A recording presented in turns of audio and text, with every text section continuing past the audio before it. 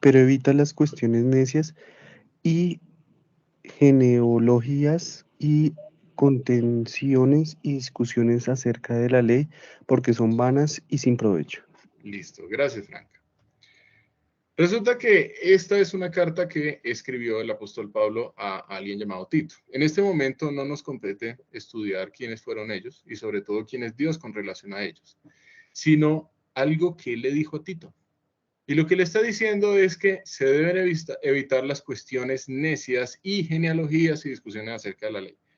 Según este texto, ¿está mal hablar de genealogías o acerca de la ley? La respuesta es no. Ahí no está diciendo que estudiar las genealogías o estudiar la ley esté mal. Lo que está mal es estudiarlos con el enfoque incorrecto que me lleve a cuestiones necias, a contenciones o a discusiones, o simplemente a estudiar la genealogía por estudiarla y quedarme allí, por simplemente aprenderme los nombres o porque alguien quiera dárselas de conocer de la Biblia, porque se sabe las genealogías. Ese es el punto al cual la misma Biblia está diciendo, hey, ese no es el enfoque. Si vamos a estudiar las genealogías debe ser con el enfoque correcto. ¿Y cuál es el enfoque correcto? El enfoque teocéntrico, el enfoque cristológico. Si a nosotros las genealogías en nuestro estudio no nos llevan a pensar en nada respecto a Cristo, es que no las estamos estudiando bien. Si a nosotros las genealogías no nos llevan a pensar en Génesis 3:15, perdimos el año, no hay nada que hacer. El punto es que siempre que nos acerquemos a un texto bíblico, debemos hacer énfasis en el verdadero autor del texto, el cual fue el que inspiró a los autores que escribieron con su puño y letra lo que está en las escrituras. Entonces, aquí Tito 3:9 dice que no está bien hablar de genealogías si se le da el mal enfoque, pero si se le da el buen enfoque, pues obviamente es correcto. ¿Y cómo podemos seguir ratificando eso? Si fuera cierto que estudiar las genealogías está mal, entonces ¿para qué Dios revela ese conocimiento? No tendría ningún sentido. Fue Dios quien puso en el corazón del escritor de Génesis, de Moisés, que hiciera un registro de las genealogías, y eso tiene un propósito. Entonces la idea es darle el enfoque correcto.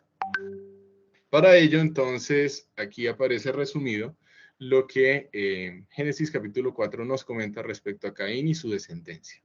Entonces, básicamente hay dos líneas genealógicas. Una que es la de Caín, hijo de Adán, y la segunda es la de Set, hijo de Adán. ¿Qué es lo que ocurre con esta genealogía de Caín? Desde Caín hasta los hijos de Lamec con sus dos esposas. En primer lugar, no se mencionan los años transcurridos entre generaciones. Fíjense que eso es un detalle muy importante frente al cual la Biblia sí pretende hacer énfasis. ¿Por qué? Porque cuando nosotros vamos a la genealogía de Set, encontramos que entre generación y generación sí se dice el número de años. El número de años que tenía cierta persona cuando engendró a su hijo y así sucesivamente, hasta llegar a Noé y, bueno, realmente hasta los hijos de Noé. Entonces, en primera instancia, no se mencionan los años transcurridos entre generaciones. Y lo segundo que nos dice la genealogía de Caín es información con relación a sus trabajos, desarrollos o estilo de vida. Entonces, ¿eso qué? Resulta que, a ver, nos vamos a volver un poquitico. Por ejemplo, con Enoc, hijo de Caín, este Enoc no tiene nada que ver con el Enoc descendiente de Set. ¿Listo? Simplemente son tocayos. Y lo menciono porque muchas veces ocurre con personas que apenas están empezando a conocer de la escritura, que se confunden porque saben por la tradición que Enoc fue llevado por Dios. Entonces, ¿cómo así que Enoc fue llevado por Dios y este Enoc es hijo de Caín? Entonces hay una contradicción en la Biblia. No, no hay nada de eso. Simplemente es un tocayo. Entonces, así como hoy en día hay muchas personas que tienen el mismo nombre, en esa época también podía ocurrir eso. Enoc, el primer hijo mencionado de Caín aquí, ¿cierto? Es tal que en su época se dio la edificación de una ciudad. ¿Está mal edificar una ciudad? Para nada, pero es interesante ver que se hace referencias a logros humanos. Listo, se edificó una ciudad. Ajá, ahí. ¿Y ahí nos quedamos? Después, más adelante, con los descendientes de Lamec. Bueno, en primer lugar dice que Lamec fue bígamo, y eso es algo que va en contravía de lo que ya habíamos visto en Génesis 2:24. Dejará al hombre a su padre y a su madre y se unirá a su mujer, una sola, singular. Ahí no dice y se unirá a su harén. ni a su mujer y a su concubina, nada de eso. Lo que está diciendo es que se unirá a una sola mujer. En este caso, ¿qué pasó con Lamec? Tomó dos mujeres, ya va en contra del modelo de Dios. Y eso es algo que la Biblia menciona con un propósito. Recordemos, siempre le debemos dar, es el enfoque cristológico. Entonces, ¿cómo encontramos relación con lo que ya habíamos visto? Esa es la pregunta que en este momento nos compete. Además, nos dice la escritura que con Jubal fue el padre de los que tocan el arpa y la flauta. Es decir, fue un músico prodigioso, fue el Mozart de su época, chévere. Él fue alguien que hizo instrumentos musicales, pero que pues también da a entender, supo cómo interpretar esos instrumentos, cómo darle uso, cómo sacar unas melodías interesantes. Jabal, por otro lado, se nos dice que es padre de los que habitan en tiendas y crían ganados, un ganadero excelente. ¿Hay algo de malo en ser ganadero o en ser músico? Claro que no, pero volvemos al mismo punto. Hasta ahí llega el registro de la información, a los logros humanos. Sí, Jabal, el excelente ganadero, Jubal, el excelente músico. ¿Y qué con eso? También se nos dice aquí que Tubal-Caín fue artífice de toda obra de bronce y de hierro. Entonces, él se dedicó mucho a la metalurgia y además, si dice que era un artífice es porque da a entender que era un herrero. Posiblemente dio lugar a ciertas armas, posiblemente dio lugar a ciertas herramientas. Entonces Tubal-Caín se dio cuenta que trabajando el metal se podían obtener muchos beneficios. ¿Hay algo de malo en dedicarse a la metalurgia? Claro que no. Pero lo interesante es que esta descendencia de Caín es tal que no se hace mención alguna de algo relacionado con Dios, sino solamente relacionado con los logros humanos. Y ahí se centra. Sí, muy bien, no, que edificó una ciudad, el otro era un músico, un ganadero, el otro era un herrero increíble, y el otro era un bígamo que además era una persona bastante violenta, porque él hacía una advertencia, estoy hablando de Lamec, que si alguien le llega a herir de alguna forma, lo va a matar con un golpe. Y ese matar con un golpe, según algunas personas, algunos comentaristas, dicen que, a ver, ¿yo cómo voy a matar a alguien con un golpe? A menos que esté usando un arma. Así que eso da a entender qué clase de sociedad se estaba forjando en la descendencia de Caín. ¿Podemos decir que Irad no era creyente o que sí era creyente? La respuesta es que pues, la Biblia no dice nada acerca de eso. Es decir, asumir que cada uno, digamos, tanto Irad como Mehujael, eran creyentes o no creyentes, pues sería sacar una información que la Biblia no lo dice. Pero lo interesante es que en esta descendencia no hay mención de cosas relacionadas con Dios.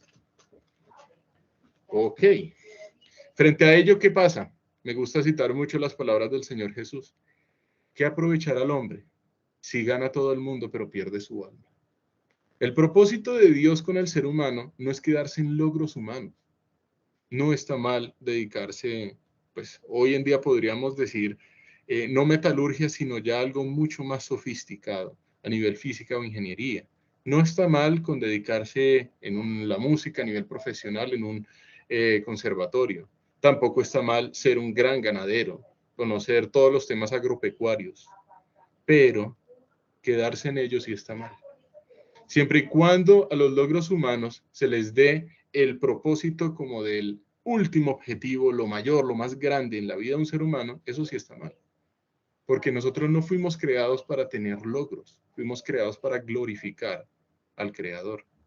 Entonces, ya estamos viendo que en Génesis 4, sí, no hay mención de años y solamente se dicen cosas de logros mundanos. Y mundanos no le quiero dar un sentido negativo, sino un sentido de simplemente centrarse en las cosas de esta vida y de este mundo. Sin embargo, cuando vamos a estudiar la genealogía de Set, lo que nos menciona la Biblia, por ejemplo, con Enós, es que en tiempos de él, los hombres empezaron a invocar el nombre de Dios. Ok, ya hay mención de cosas relacionadas con el conocimiento de Dios. Eso es el fin último del ser humano. Por ejemplo, más adelante también se nos dice con Enoc que él caminó con Dios y Dios se lo llevó. Ah, pero caminó con Dios. Se nos está hablando de las decisiones que él tomaba a la manera de Dios. Por ejemplo, con Lamec se nos dice que él pensaba que Noé era aquel que iba a librarlos de la maldición de Jehová sobre la tierra y les iba a librar de ese trabajo. Pero Lamec tenía en mente de alguna forma el libertador, el salvador de Génesis 3:15. Entonces, estamos encontrando una marcada diferencia entre la anterior genealogía y esta genealogía. En esta genealogía además se nos proporcionan años de generación en generación. ¿Listo? Entonces, Adán tenía 130 años cuando engendró a Set. Set tenía 105 años cuando engendró a Enos, y así sucesivamente. Entonces, si hacemos la sumatoria de todos estos números, vamos a encontrar cuánto tiempo transcurrió desde Adán hasta los hijos de Noé. La respuesta es 1556 años. Y si Noé tenía 600 años de edad cuando el diluvio vino, pues tenemos que sumar 100 a 1556. Entonces, la respuesta es que desde que Adán fue creado hasta la venida del diluvio, se dio un transcurso de 1656 años. ¿Listo? Ahora, eso es también basado en una pequeña suposición. ¿Cuál es? Que el conteo de los años se dio exactamente en el día en que Adán fue creado. No que el conteo de los años se dio desde que ocurrió la caída. Entonces ahí como que puede existir un margen de error, puede existir. Pero ese no es el punto importante. El punto importante, ¿cuál es? Número 1, se especifican los años transcurridos entre generaciones. ¿Y eso qué con Cristo? ¿Y eso qué con el Mesías? Vamos a ir a ver.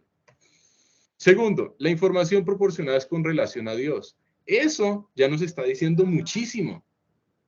Porque si se nos da información relacionada con Dios, es porque en esta genealogía se da a entender que las personas sí estaban interesadas en poner sus ojos en Génesis 3:15, tanto que hasta hubo un registro de años.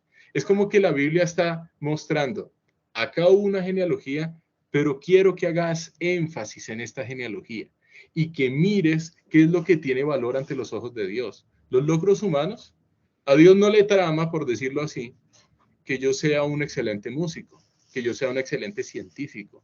A él no le trama que yo sea un excelente ganadero, ni que yo sea alguien que se sepa defender muy bien o que tenga mucho dinero. Recordemos Jeremías 9, 23 y 24. No se alabe el sabio en su sabiduría, ni el rico en su riqueza, ni el fuerte en su fortaleza, sino el que se debe de alabar, alabes en esto, en entenderme y conocerme. Ante los ojos de Dios, esto es lo que tiene valor. El hecho de que una persona ponga sus ojos en el libertador. Que eso excluye que uno pueda salir adelante profesionalmente, para nada. Pero que el salir adelante, que el lograr una estabilidad financiera, por decirlo así, no sea el centro de nuestras vidas, sino que sea una añadidura, que esté en un plano secundario frente a lo primario que es agradar a Dios. Y ese es el punto. Aquí no se nos dice que en Génesis 5 ellos eran unos perezosos que no hacían nada. Eso no es cierto. Es más, aquí dice que Enoc caminó con Dios. ¿Y quién fue el que ordenó que trabajáramos? Dios. Así que esto da a entender que Enoc era un hombre trabajador.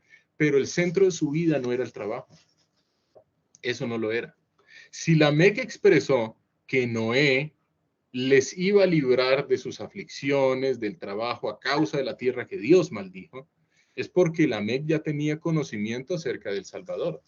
Por lo tanto, se da a entender de forma implícita que en esta genealogía las personas procuraron transmitir el conocimiento de Génesis 3:15. Y por ello es que la Biblia quiere hacer énfasis en esta genealogía. Es como mostrando, esto es lo que tiene sentido ante los ojos de Dios. Y lo que tiene sentido es el hecho de que las personas pongan su mirada, en este entonces, en el Salvador. Siguiente pregunta, ¿por qué la mayoría de personas mencionadas, la mayoría son de varones? Bueno, aquí me equivoqué. ¿Por qué la mayoría de nombres de las personas mencionadas son de varones? ¿Tiene que ver algo con que la Biblia sea machista? Y la respuesta es no. ¿Por qué digo mayoría? Porque no todas las personas mencionadas en ambas genealogías son varones. Recordemos que está Naama, hija de Lamec, también están Ada y Sila, las dos esposas de Lamec. Pero si nosotros, digamos, sacamos a estos tres personajes y consideramos el resto, son varones. ¿Por qué son varones? Entonces, nuevamente tenemos que ir al hilo conductor, de tal manera que tenemos que unir todas las partes de la Biblia para mostrarnos el mensaje cristocéntrico, cristológico, teocéntrico, bueno, como quieran llamarlo, centrado en Dios. ¿En qué sentido? Dios ya había prometido en Génesis 3:15 que la simiente sería un varón. esta te herirán la cabeza. Y recordemos que en el hebreo, esta aparece como él, un pronombre personal masculino. Entonces ya Dios dio a entender que el que va a venir va a ser un varón. ¿Por qué razón se mencionan solo varones? Porque lo que muestra la Escritura es la importancia de cada nueva generación a la espera del Mesías, a la espera del Salvador. Y para ratificar esto que estoy diciendo, fíjense que después de la venida del Señor Jesús, en la Biblia no se mencionan genealogías. Nosotros no conocemos la genealogía de Pablo, no conocemos la genealogía de Pedro, porque el punto central no era hablar de varones, el punto central es hablar acerca de la venida del Mesías. Entonces, la genealogía ya adquiere un carácter cristológico en el sentido que todos están esperando a que venga el Salvador, a que venga el Cristo, el Mesías, el escogido. ¿Por qué se reitera la expresión y murió? Ese es otro detalle muy interesante en esta genealogía. Cuando nosotros vamos a la genealogía de Caín, no se nos menciona cuántos años vivió cada uno de los personajes. En cambio, aquí sí se nos menciona. Entonces, por ejemplo, se nos dice que Matusalén vivió 969 años. ¿Y qué más se nos dice de forma reiterada? Y murió. Y murió con sed. Y murió, y murió, y murió, y murió, y murió, y murió, y murió. ¿Por qué aparece de forma reiterada la expresión y murió? Nuevamente, tenemos que unir las partes de la Biblia. No es que simplemente, ay, Matusalén es el hombre más longevo mencionado en la Escritura. ¿Cómo se debe vivir? Ese no es el punto. Porque aquí el propósito no es que nadie se gloríe con el conocimiento de la Biblia. El único que se la sabe todas es Dios. De resto, aquí estamos todos aprendiendo. Entonces, el punto es, la Biblia no pretende decir que, es que Matusalén es el hombre más longevo. Aquí lo que pretende la Escritura es mostrar con la expresión reiterada y murió la fidelidad de Dios en el hecho de que Dios le dijo a la primera pareja, el día que de él comieres, ciertamente morirás. Entonces, ¿qué pasa? Si la primera pareja come, pues la muerte entra al mundo, tal como lo leímos en Romanos 5:12. La muerte pasó a todos los hombres por cuanto todos pecaron. Entonces, vemos que Dios es fiel. La muerte pasó a todos los hombres por cuanto todos pecaron. Pero ¿qué pasó en muchos de ellos? Pusieron su mirada en el Salvador. Tal es el caso de Enoc, que caminó con Dios. Y por allá en la epístola de Judas se nos dan ciertos detalles adicionales. Bueno, ahora quiero citar este sitio web y es más, vamos a ir allá. Porque en ese sitio web ustedes van a poder apreciar detalles muy singulares acerca de estas genealogías. Ya estaba abierto, listo. Entonces, esa dirección, sitio web, yo la envié por el chat del grupo. Los invito a que entren allá para que estudien de forma detallada los números. Y los números, ¿qué intención tienen? Uno, mostrar el énfasis en la espera del Salvador y dos, darnos una noción del tiempo transcurrido desde Adán hasta, por ejemplo, el suceso del diluvio. Entonces, si ustedes hacen la sumatoria de los años, eso no lo vamos a hacer aquí, pero por cuestión de tiempo. Se van a dar cuenta que si nosotros interpretamos el conteo del tiempo habiendo iniciado desde el día de la creación de la primera pareja, 1656 años después de la creación de la primera pareja, viene el diluvio. Fíjense que, por ejemplo, aquí aparece la muerte de Lamec en 1651, 5 años antes del diluvio. Por ejemplo, aparece que en el año 1656 se da la muerte de Matusalén, que es el mismo año de la venida del diluvio. Entonces, con relación a ello, me gustaría citar una película que no la recomiendo, sino simplemente la cito. Y es la película secular Noé, que hace referencia al diluvio, que incluso en los cines era conocido como en género de ciencia ficción, como si esto no fuera historia. Y eso es lo que quiere hacer ver el mundo, que esto que nosotros estamos estudiando aquí en Génesis, esto es puro cuento, esto es mito. Bueno, es más, yo era de esas personas que afirmaba que Génesis era mito, y por la gracia de Dios ya no estoy allá. Pero es triste ver cómo ese pensamiento secular de convertir mito lo que dice Dios es algo que lo que en últimas pretende es traer en descrédito, desacreditar las escrituras para que las personas no pongan su mirada en el Salvador. Entonces, Si aquí dice que en 1656 años después de la primera pareja murió Matusalén y ello coincide con la venida del diluvio, ¿ello implica que Matusalén murió en el diluvio? La respuesta es no, porque un año tiene 365 días y un puchito de más. Es decir, Matusalén pudo haber muerto unos meses antes de la venida del diluvio. No sabemos. Es decir, pensar que Matusalén murió exactamente en el diluvio es simplemente una suposición de la cual la Biblia no dice nada y frente a la cual yo también dudo mucho, porque si Matusalén después le transmitió el conocimiento a sus descendientes, pues, es decir, eso da a entender que él era una persona que se había puesto su mirada en el Salvador. La Biblia no lo dice, pero es una posibilidad. Entonces, tengamos presente que estos años son dados para nosotros tener una noción del tiempo que ha transcurrido y para hacer énfasis en la importancia de la venida del Salvador. Ustedes pueden hacer incluso estadística con los años y eso es algo supremamente interesante, pero frente a ello no nos podemos detener por cuestiones de tiempo, como lo dije antes. ¿Listo? Entonces, si quieren revisar más detalles, les invito a que ingresen a este sitio web y seguimos con la clase. Ay, ¿dónde era que estaba? Me perdí. Aquí. No, pero ya tenía una abierta, ¿no? Ah, no, ya. Listo. Ok. Ya fuimos allá. Ahora sí, vamos a Génesis capítulo 6, versículos 1 y 2. Entonces voy a pedirle a Ketty que lea el versículo 1 y a Nidia que lea el versículo 2. Aconteció que cuando comenzaron los hombres a multiplicarse sobre la faz de la tierra y les nacieron hijas, que viendo los hijos de Dios que las hijas de los hombres eran hermosas, tomaron para sí mujeres, escogiendo entre todas. Ok. Gracias a ambas. Aquí me equivoqué. ¿Qué empezó sucedió? Se me pasó borrar una palabra. Pero bueno, ¿qué sucedió con los hombres en la tierra? Según Génesis 6.1. Siempre recordemos que empezamos con las preguntas más fáciles y de ahí vamos subiendo el calibre, lo que yo llamo las preguntas. ¿Qué empezó a pasar?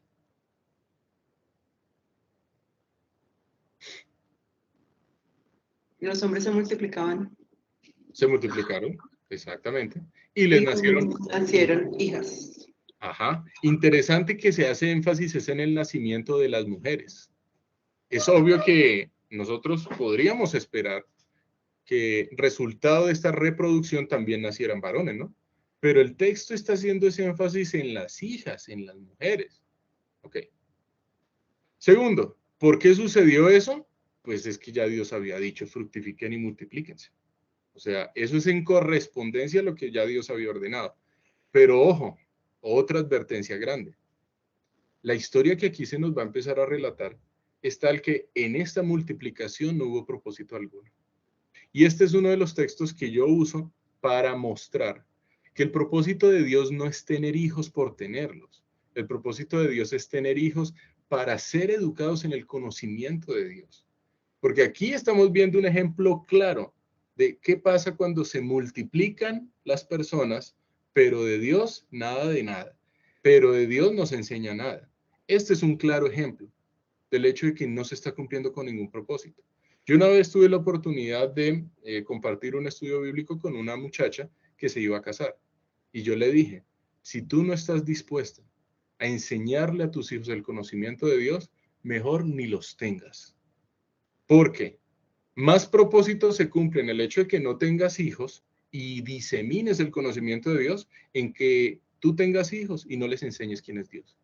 Lo único que eso va a garantizar es que a futuro existan personas en este mundo que de Dios nada de nada. Y que en este mundo se empiece a manifestar esa naturaleza caída del hombre sin que haya un arrepentimiento, perversidad y pues cuántas cosas estamos viendo hoy en día a raíz de la falta de conocimiento de Dios.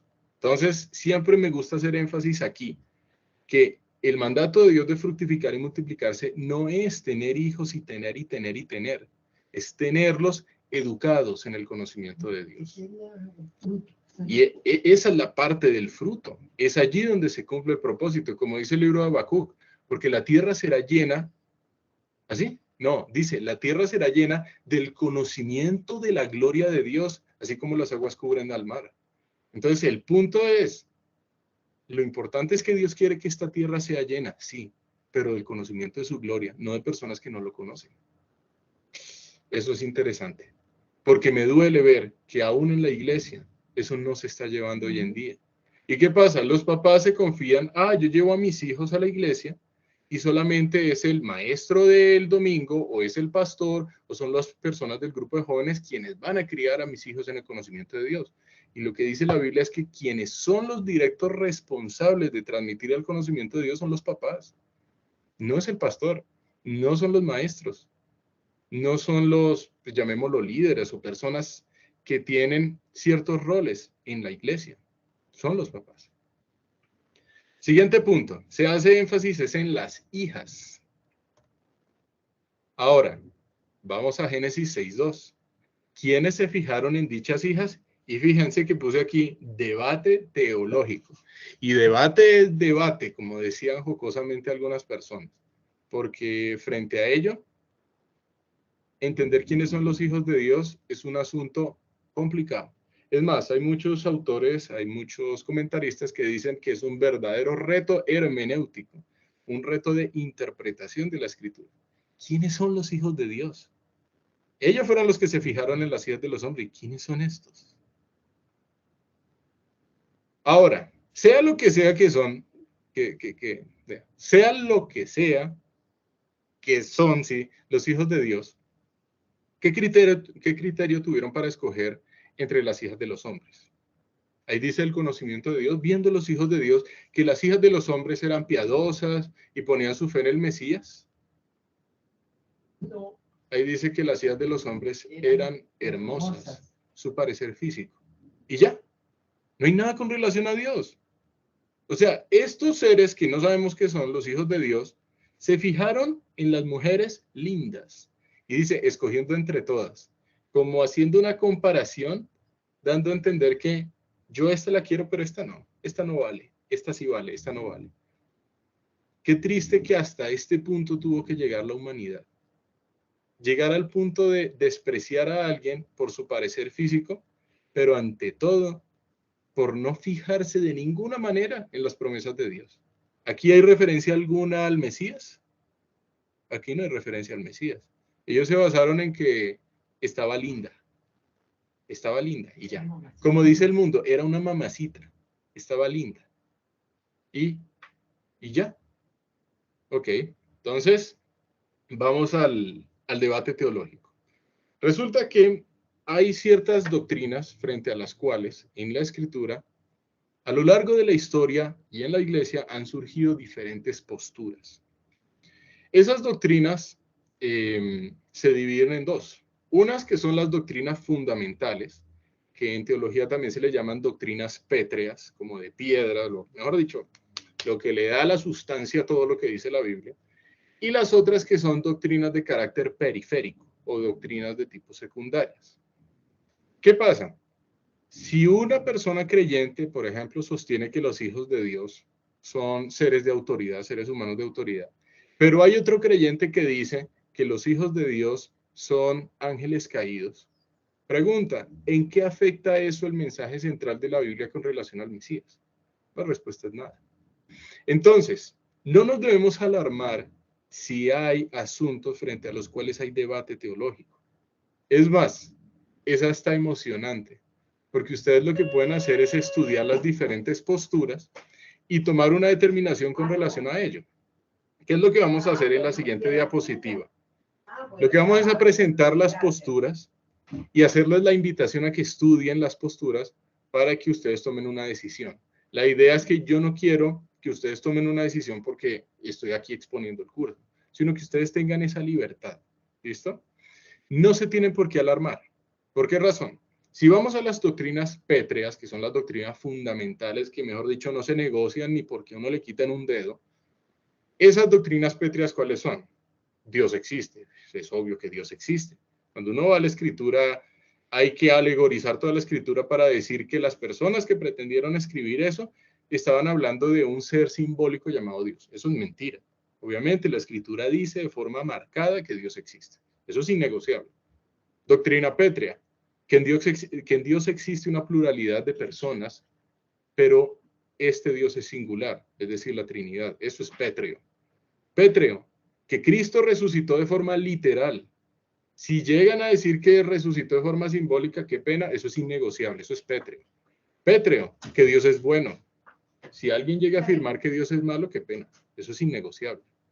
Pétreo, que la Escritura es revelada por Dios de forma infalible e inerrante.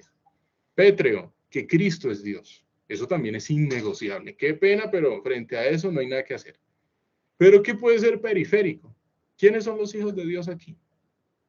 Sea lo que sea que alguien interprete, no va a cambiar el sentido de la Escritura de manera definitiva. Si yo pienso que los hijos de Dios son ángeles caídos, o si otra persona dice que la descendencia de Sed, o si otra persona dice que no pasa nada. ¿Qué es secundario? Los dones que el Espíritu Santo impartió siguen vigentes en la iglesia hoy en día. Frente a eso hay dos posturas. Está la continuista, todos los dones continúan vigentes hoy en día, y la cesacionista, algunos de esos dones cesaron en el curso del desarrollo de la historia de la iglesia cristiana. Bueno, si yo, por ejemplo, soy continuista y me encuentro con alguien cesacionista, voy a dejarle de llamar hermano porque crea que hoy en día no existe el don de profecía. Solo estoy poniendo un ejemplo. No, eso no tiene por qué afectarnos, porque son asuntos de carácter secundario. Pero, entonces debemos tener siempre presente que la idea es que en la iglesia debe haber unión y no desunión. Y lo triste y que me duele mucho es ver cómo muchas veces la iglesia se divide por asuntos que ni siquiera son secundarios, yo diría que son cuaternarios. ¿Cómo es posible que en la historia una vez se dio una división en medio de la iglesia en torno a la discusión de si Adán tenía o no ombligo? O sea, ¿y eso qué le suma o qué le quita al mensaje cristológico de la Biblia? Con relación a cuál fue la mano que metió Moisés y que le salió leprosa, ¿fue diestro o fue zurdo? Y esas cosas que importan. Entonces, siempre que nosotros veamos una discusión de carácter secundario, terciario, o yo le llamo eneario, entre comillas, siempre debemos fijarnos respecto a qué doctrina se está haciendo referencia. Si yo aquí interpreto los hijos de Dios de una forma, no se preocupen, que eso no va a cambiar nada, en nada, el mensaje central de la Escritura. Eso sí, lo innegociable es innegociable. Cristo vino, y Cristo es real, no simbólico, eso es innegociable. Cristo resucitó literalmente, eso es innegociable. Él resucitó literalmente. No resucitó en las ideas de los apóstoles, no, él resucitó literalmente, eso es innegociable. La Biblia es inspirada por Dios y la Biblia no es cuento de hombre, eso es innegociable. ¿Listo? Entonces siempre podemos hacer la distinción de las doctrinas pétreas y las doctrinas periféricas. Y les recomiendo, siempre eviten discusión en torno a doctrinas secundarias, porque ya lo viví personalmente. Traer una discusión respecto a doctrinas secundarias no trae absolutamente nada bueno en la iglesia. La voluntad de Dios es que permanezcamos unidos en torno al Evangelio, que es pétreo, en torno a quién es Él, no en torno a las doctrinas secundarias. Por ejemplo, ¿los 1000 años de los cuales habla Apocalipsis son literales o son alegóricos o son simbólicos? Entonces están los amileniales, están los premileniales, están... Bueno, si alguien lo interpreta como literal, o no sé, de pronto otra persona lo interpreta como simbólico, ¿qué diferencia hay? Yo, por ejemplo, lo interpreto literal, pero yo sé que hay personas que lo interpretan como simbólico y siguen siendo mis hermanos y lo seguiré queriendo. Eso no tiene que ser un motivo de división en medio de la iglesia. Entonces, solamente era ese mensaje muy importante. Vamos a ver las diferentes posturas de los hijos de Dios. Primera advertencia. Tengamos cuidado con las asociaciones Nuevo Testamento, Antiguo Testamento. Si nosotros vamos a Juan 1:12, se nos dice, mas a todos los que le recibieron, refiriéndose al verbo, puntos suspensivos, les dio la potestad de ser hechos hijos de Dios. Entonces, en Juan 1:12 se mencionan los hijos de Dios y problema resuelto. No es tan sencillo. Porque recordemos, el Nuevo Testamento está escrito en griego. Y el contexto del Nuevo Testamento no necesariamente es el mismo contexto del Antiguo Testamento, que está escrito en hebreo y algunas partecitas en arameo.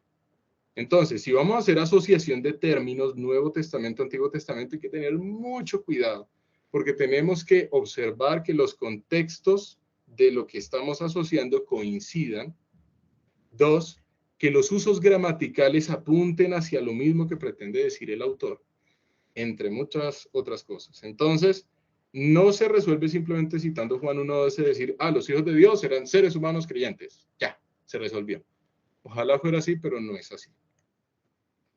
La siguiente postura dice es que los hijos de Dios son descendientes de Set. Son varones que se fijaron en las mujeres de la descendencia de Caín. Porque resulta que la expresión hijos de Dios hace referencia a seres humanos en ciertos lugares de la Escritura. Uno de esos lugares es Oseas 1:10. ¿Listo? Pero aquí puse, sin embargo hay peros. ¿Por qué hay peros? Porque hijos de Dios en el Antiguo Testamento también en ciertos contextos hace referencia a ángeles. Así que puede ser, pero hay peros. Siguiente. Los hijos de Dios son reyes polígamos que buscaban el dominio. Pues parece, sí, pero hasta el momento la Biblia nos ha hablado de reyes. No literalmente, creo que hay que poner ciertas suposiciones para sostener este punto. Pero bueno, o sea, es algo que lo dicen algunas personas. Hay otros teólogos que dicen, no, son ángeles caídos. Porque en Job 38:7, sí recuerdan que ese texto lo leímos, ¿no? Cuando estudiamos la creación de los ángeles y la situamos cronológicamente. Job 38 nos dice que en ese entonces los hijos de Dios se regocijaban viendo la creación de la tierra. Y pues obviamente ahí no se refiere a seres humanos porque estamos situados en el día 1. El ser humano fue creado en el día 6. Así que aquí hace referencias a ángeles. Pero estos ángeles de Génesis 6 serían ángeles que produjeron en el ser humano la rebelión contra Dios. Ahora, también hay peros, porque ya habíamos estudiado Mateo 22:30 que los ángeles no se dan en casamiento, cosa que da a entender el texto que los ángeles no se reproducen. Y además, por allá en Hebreos, capítulo 1, se nos dice que los ángeles son espíritus. Entonces, ¿cómo así que un espíritu reproduciéndose? Eso está extraño. Entonces, puede ser porque muchas veces la expresión hijos de Dios en hebreo, Benoi Elohim, hace referencia a los ángeles. Pero ojo, no siempre. Tenemos un caso que es Oseas 1:10. La mayoría de las veces en el Antiguo Testamento sí se hace referencia a los ángeles, pero no siempre. Siguiente postura. Son varones y mujeres poseídos por ángeles caídos. Esa postura se basa por allá en unos textos en Judas y en una de las epístolas de Pedro, donde se habla del lugar en griego que es el Tartarosa. Y habla acerca de ciertos ángeles que no guardaron su dignidad, sino que hicieron ciertas cosas con los seres humanos. Bueno, pues puede sonar porque si son ángeles caídos que tomaron a ciertos varones en posesión para inducirlos a ellos a escoger mujeres y por lo tanto ahí sí tener una descendencia, pues puede tener sentido. Pero la referencia en Génesis es que hijos de Dios fueron ellos los que escogieron. Y da a entender que son los hijos de Dios quienes engendraron en las mujeres esos hijos. Entonces, hay peros. Volvemos a lo mismo. Hay otra postura que dice que es una correspondencia de los dioses de la mitología pagana. Frente a esta, ahí tengo más peros, pero con P mayúscula, porque me parece ya un tanto reforzado. O sea, vamos a buscar quiénes eran los titanes en la mitología griega para encontrar correspondencia con la Biblia y... difícil, la verdad. Hay otra postura que dice, simplemente son seres humanos creyentes en la promesa de Génesis 3:15. Sí, podría sonar muy bien, pero entonces viene la pregunta. Si son seres humanos creyentes, ¿no se supone que un ser humano creyente va a valorar en una mujer que también sea creyente? ¿Por qué se va a poner a escoger un ser humano creyente a una mujer únicamente por su físico? No sé. Ahí hay peros. La última postura, que es la mía, les confieso, la Biblia no nos permite saber a ciencia cierta quiénes son. Esa es la postura que yo tengo. Yo no les estoy diciendo que tomen mi postura, yo simplemente les comparto cuál es la mía, pero les hago una inmensa invitación. Averigüen, investiguen en varios comentarios bíblicos, pueden buscar en muchos sitios web quiénes son los hijos de Dios. Eso sí, tengan cuidado con interpretaciones raras, con interpretaciones que nieguen la veracidad de las escrituras, es decir, interpretaciones de tipo liberal. Ah, no, es que según el libro de Enoch, oye, espérate, está citando un libro fuera de la Biblia. Ah, no, es que según el código Anunnaki, y eso que con la Biblia. Entonces, tengan muy presente el hecho de que nosotros le damos validez únicamente a aquellas interpretaciones de tipo conservador. ¿Y conservador a qué me refiero? No conservador a lo largo de la historia de la iglesia, sino conservador en el sentido que conserva el hecho de que se respeta el texto, se conserva el texto, y no que empiece diciendo, no, lo que pasa es que en Génesis hay un error, y en el otro libro, ah, no, ya eso sí que pena, pero entramos con las doctrinas pétreas fundamentales y eso es innegociable. Génesis 6:3. Entonces, sea lo que sea que son los hijos de Dios, hubo algo como resultado.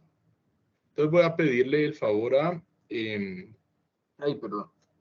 a pedirle el favor a Luisa para que lea Génesis 6:3.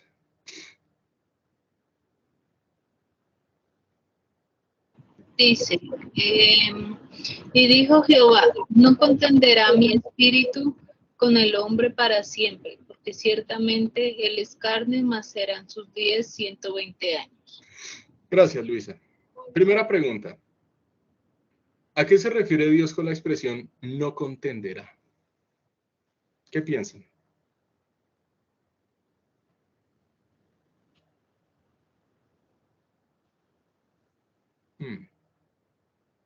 No contenderá. Seguramente cada vez que Dios, no sé, le da una norma, una instrucción al hombre, él o sea, la pasaba por alto y hacía lo que quería, entonces venía una contención allí. Entonces, ya a este punto han pasado varios años, cientos, entonces entendería que es eso, ¿no? O sea, siempre le estoy diciendo váyase por acá, pero finalmente el hombre coge por acá, o por otro lado, entonces ahí es donde se genera la contención o el ser uno, Dios con el hombre. Ok, entonces tú estás diciendo, esto que está ocurriendo entre lo que se llama mi espíritu, y lo vamos a estudiar ahorita, es algo que Dios está originando para que el hombre cambie su forma de pensar, cambie su camino. Es una obra por parte de Dios para que el hombre no le dé rienda suelta a su naturaleza caída, ¿cierto? Sí, es algo así. Listo, Nidia, gracias. ¿Alguien más?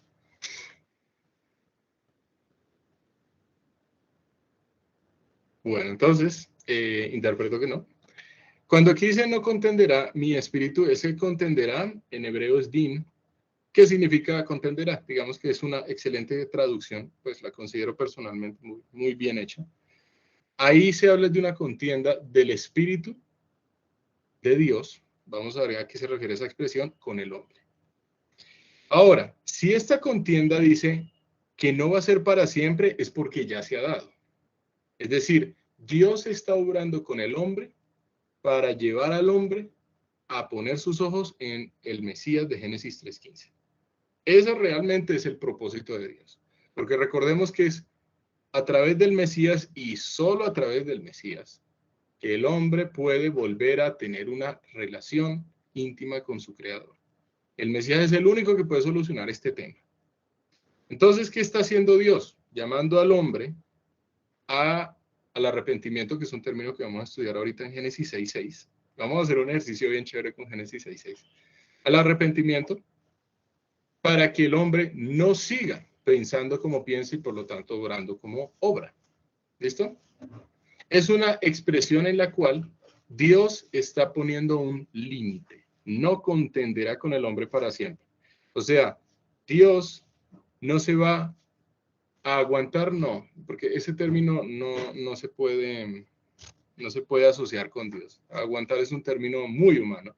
Así que, pero Dios no va a soportar para siempre o aceptar esa forma de vivir del ser humano.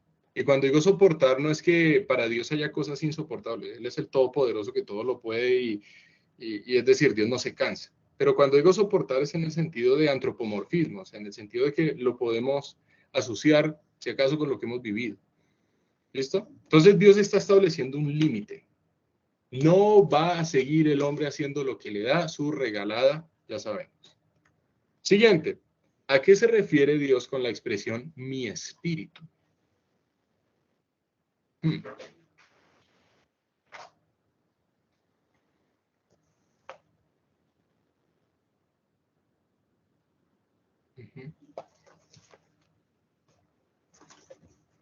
¿Propósito? ¿Con el propósito? Con... Ok, tú lo ves como propósito. Sí, como el... Sí, sí, sí. Es como cuando yo digo, una cosa es leer la ley, o bueno, algunos dicen, una cosa es leer la ley y otra es entender el espíritu de la ley. De la ley. Ok. Es como el propósito de... Ujú. Entonces, O sea, tú no interpretas literalmente espíritu que haga referencia, por ejemplo, al espíritu del hombre o al Espíritu Santo de Dios, sino tú dices al propósito, ¿cierto? sí, ese fin que tenía Dios con la creación del hombre. Ok. Entonces, por ahí. Obviamente que incluye el Espíritu, obviamente el Espíritu Santo, por supuesto que sí. ¿Listo? ¿Alguien más?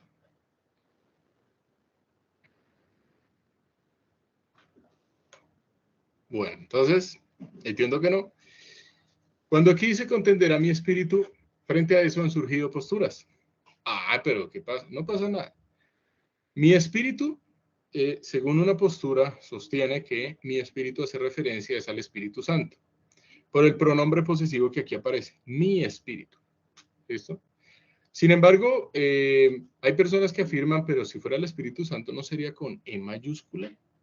No necesariamente, porque recuerden que en el hebreo no existen mayúsculas ni minúsculas. Ahí el término que fue traducido al castellano como espíritu es ruach, en hebreo. Entonces el punto es, puede ser espíritu traducido con E mayúscula o con E minúscula. Es más, hay una versión en la que se traduce con E mayúscula, que es la Biblia de las Américas.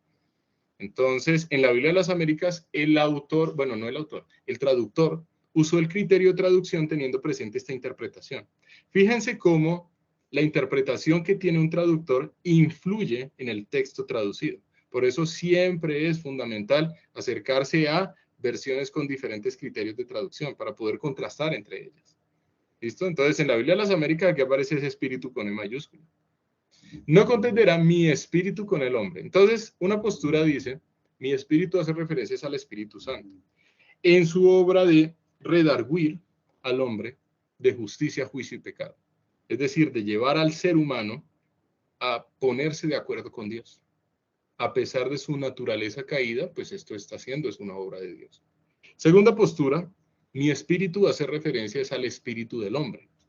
Sin embargo, esa postura, según algunos comentaristas, dice que presenta el problema de que aquí aparece el pronombre posesivo. Entonces, ¿por qué diría mi espíritu? ¿Por qué no dice, no contenderá el espíritu del hombre con el hombre para siempre? Pues no sé. Pero esa es otra postura. La tercera es esa que tú dices, Nidia. Y pues bueno, en general, ¿qué es lo importante? No es tanto en este caso nos tenemos que adherir a una postura, sino la intención del texto. El texto nos está mostrando que Dios está estableciendo un límite y que Dios está dando a conocer con el hombre, pero el hombre no está respondiendo a ese llamado. ¿Por qué? Porque no le da la gana. Por esa razón, no está respondiendo a ese llamado. ¿Alguien levantó la mano? Sí, yo, Lidia, es que ya Dale, leyendo el texto más detenidamente, un poquito más concentrada. El mismo texto dice, porque ciertamente él es carne. Inmediatamente me manda a Gálatas, donde está la contención entre el espíritu y la carne. Entonces, definitivamente sí tendrá que ver con él. Y de hecho, yo pienso que cuando él dice mi espíritu con minúscula, que entendería el por qué está con mayúscula en la Biblia textual, también está en mayúscula. Pero aún el espíritu del hombre en minúscula, pues también es de Dios, ¿sí? Entonces, no estaría mal, a mi forma de ver, que pues, bueno, decir mi espíritu, porque pues el espíritu de todos los hombres finalmente también es de Dios. Sí, es un préstamo, estaría contendiendo con la carne. Eso conectándolo con Gálatas, entonces también, para mí, por ahí también tiene mucho sentido. Perfecto. Es más, el argumento que acabaste de dar es el argumento que usan las personas que responden para decir por qué mi espíritu hace referencias al espíritu del hombre. El que tú acabaste de dar es idéntico. Ese es el argumento. Entonces, es interesante ver que a veces, estudiando la escritura, hay ciertas ligeras diferencias en cuanto a la interpretación del texto. Pero lo que les digo, esto debe ser un motivo para uno incluso emocionarse. Oye, ¿cómo lo interpreta? Es distinto a como yo lo interpreto. Listo, entonces dialoguemos, hablemos. Pero siempre debe llevarse de manera saludable, porque a veces, y lo digo con mucha tristeza, las diferencias de interpretación han llevado a unas divisiones en la iglesia. Vergonzosas, lo digo así con toda la palabra, vergonzosas. ¿Cómo es posible que en un momento de la historia se agarraron unas personas con otras personas en torno a la discusión de si Adán tenía un ombligo? O sea, y el ombligo de Adán es que va a cambiar la promesa de Génesis 3:15, el ombligo de Adán. Entonces siempre es importante ver como ese triage teológico, darle como qué importancia tiene interpretarlo de una u otra forma. Pero ahora, si alguien llega y me dice, no, es que la resurrección de Cristo no es literal, espérate un momento, ya entraste con lo innegociable y vamos a sentarnos a hablar y estudiar bien los evangelios. Porque los evangelios muestran que de simbólico no tiene, pero nada. Ahí habla que la resurrección es literal. Entonces, listo, con lo que tú decías, Nidia, ese es un punto a favor de esa interpretación. Es importante también acotar lo siguiente. ¿Por qué Dios decide el cese de la contienda? ¿Por qué Dios no simplemente deja que haya una contienda para siempre y ya? ¿Qué hay de malo con que el ser humano esté pecando? Yo sé que estoy hablando en reducción al absurdo, pero ¿por qué Dios decide que esa contienda ya no más?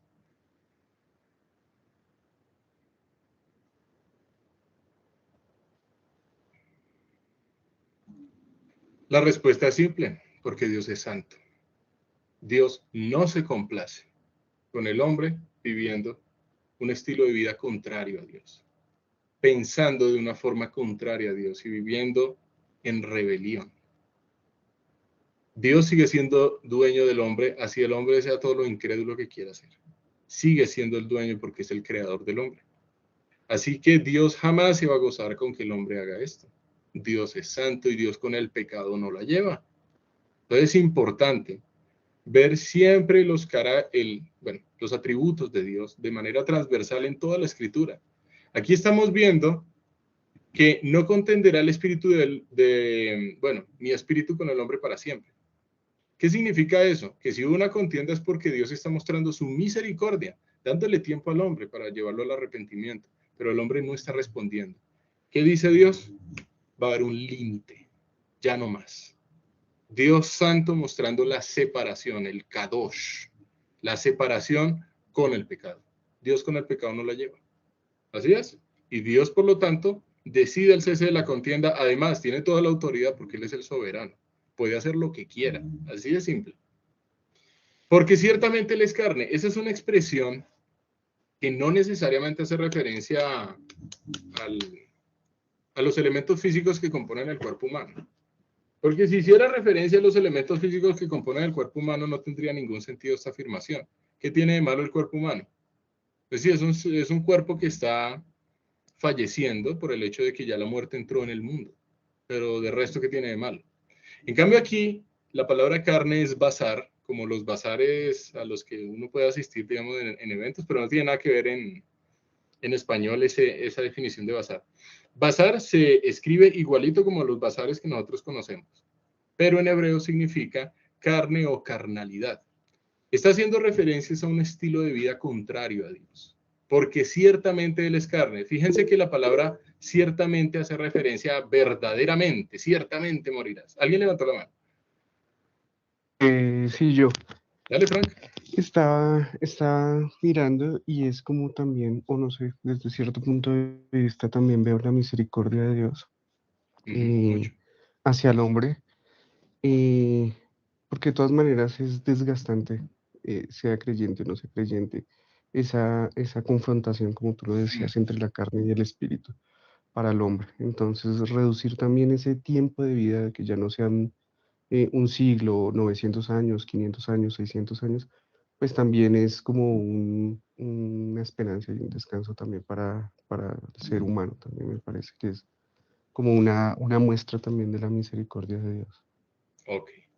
Listo, Frank. Me gusta que hiciste énfasis en la misericordia. Es que aquí se está viendo que Dios es misericordioso, porque si no lo fuera, simplemente va y lo quiebra y chao, nada que hacer. Y puede hacerlo, lo puede hacer. ¿Y quién le va a decir que no? Al soberano.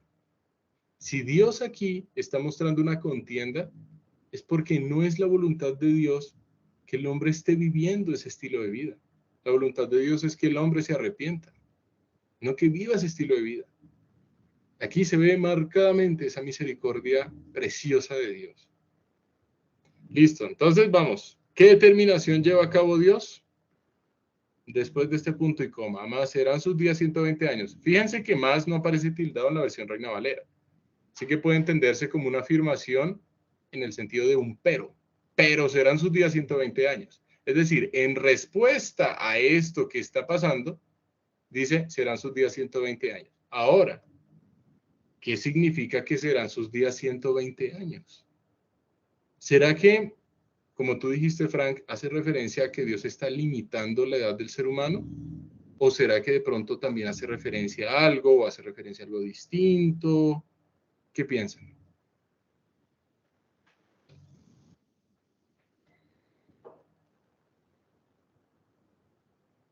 Sí, sí, creo que sea así, porque, bueno, es que aquí mirando otra versión, dice, por eso el Señor dijo, no dejaré que el ser humano viva muchísimos años, porque su maldad ha aumentado, de modo que solo lo dejaré vivir 120 años. Uh-huh. O sea que lo que tú estás diciendo es que, haciendo la comparación con la otra versión, estos 120 años hace referencia a un plazo que Dios le está dando a la humanidad para proceder al arrepentimiento. Es un plazo. De aquí a 120 años va a venir un suceso increíble con relación a esta contienda que se ha dado entre lo que Génesis 3 dice, Génesis 6:3 dice, mi espíritu versus esa carnalidad del hombre. Ok. Sí, pues, o sea, no, el Señor sabe que la maldad ha aumentado, pero pues no me queda claro en el texto que diga que es como el tiempo límite para cambiar, Ok, listo. pues, sino simplemente que va a ser ese tiempo límite de 120 años porque la maldad del hombre ha aumentado. De acuerdo. Entiendo. Listo. Entonces, vamos a poner a prueba la interpretación de 120 años hace referencia a la edad que de ahora en adelante va a vivir el ser humano. Entonces, vamos a Génesis 11:11. Aquí, Génesis 11:11. Ya estaba, uy, me perdí. Ya. Génesis 11:11 nos habla el número de años que vivió Sem después de que engendró a Arfaxad. Y esto ya es un tiempo post-diluviano. Aquí dice que vivió Sem después de que engendró a Arfaxad 500 años y engendró hijos e hijas. Esto es después del diluvio. Entonces, ¿cómo podríamos devolvernos a este texto y ver esos 120 años a qué hacen referencia? Porque por allá se nos menciona que Arfaxad, bueno, Sem, después de que engendró a Arfaxad, vivió 500 años. Y ustedes pueden encontrar más. Ahora, hay algo muy cierto respecto a lo que mencionan Frank y Luisa. Después del diluvio, la edad promedio del hombre vino en declive, pero marcadísimo. Una cosa que uno dice, antes del diluvio 900 y tanto, 600 y punta, y lo que sea. Pero después del diluvio, ya es cuestión de unas pocas generaciones para ver que la edad del hombre empieza a declinar significativamente.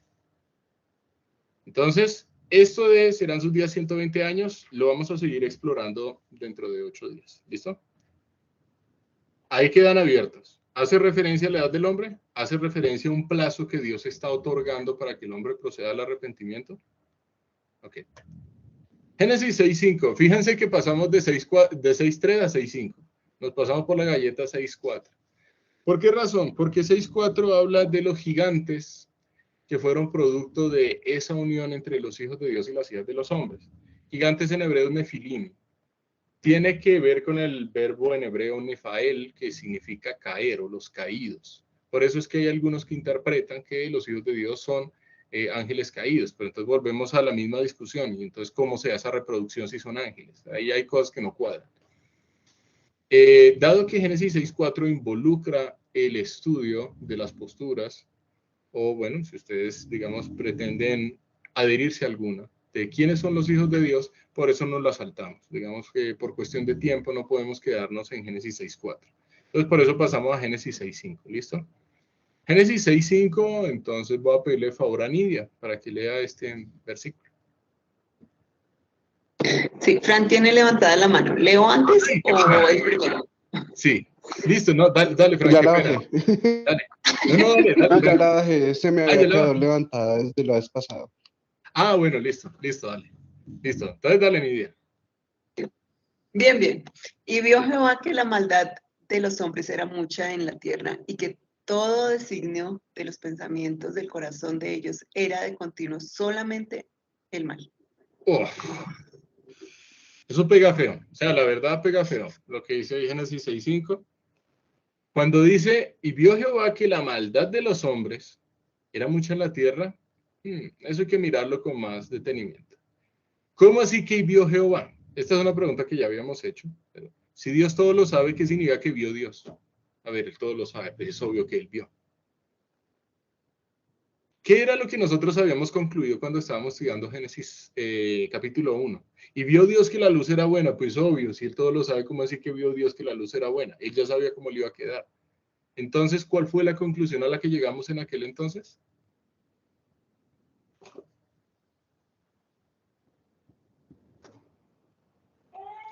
Que se colocaba para dar como una referencia hacia los hombres, que como que Dios se dio, o sea, Él lo sabe todo, pero para como enunciarlo, de pronto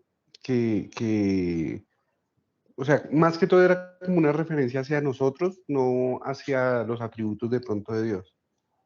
Ok, muy bien, Frank. Entonces, habíamos visto en aquel entonces que ese y vio Dios no es para Dios porque Dios ya lo sabe, es para el lector, es para que nosotros sepamos cómo es que Dios consideró que la luz quedó. Aquí en Génesis 6.5 es lo mismo, obviamente Dios todo lo sabe, pero lo que quiere la escritura es darnos a conocer cómo es que Dios consideró a la maldad de los hombres. Dice que era mucha en la tierra, designó los pensamientos, eso, solamente el mal, etc. Pero ya se nos está dando la apreciación perfecta y absoluta de Dios.